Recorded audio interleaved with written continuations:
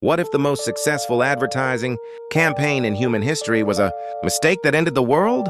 It all began when a bookkeeping machine at a Midwestern coffin manufacturing plant blew a transistor.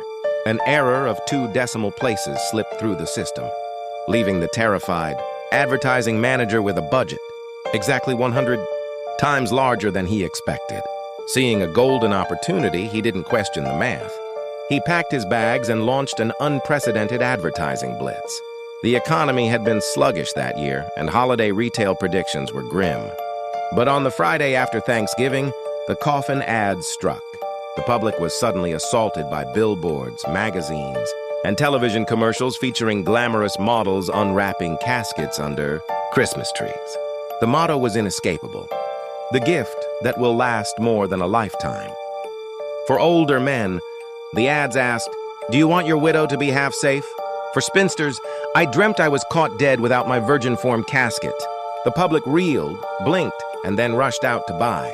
Grocery supermarkets opened casket departments, and gas stations sold them from grease pits. By Christmas Eve, nearly every living room in America was packed with coffins because there wasn't space anywhere else. But the marketing genius behind the boom wasn't finished. In January, he launched a new campaign that turned the coffin into the ultimate status symbol, utterly destroying the automobile industry. People built coffin ports on their houses. Ornate models appeared like the triangular togetherness casket, designed with recesses for a mother, a father, 8 children, and the family cat. Then came the final, terrifying twist in the marketing strategy, getting people to actually use them. New ads featured rugged, virile men smiling contentedly from their caskets. Catchy singing commercials jazzed up the traditional funeral march. Suddenly, teenagers began hosting popping-off parties. The tired, the stressed, and the lonely simply climbed into their incredibly comfortable boxes, closed their eyes, and exited smiling.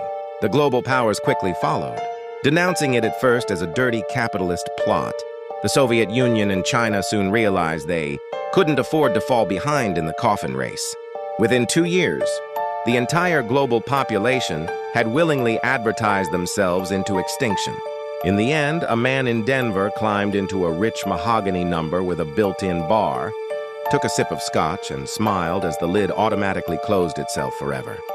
The only survivors left on Earth were an old prospector named Adams and his loyal burro, who had been isolated in the mountains for so long they completely missed the trend. Walking into a silent, empty desert city, the prospector sighed, put his arm around his animal, and said, "I reckon it's up to me and you again. We got to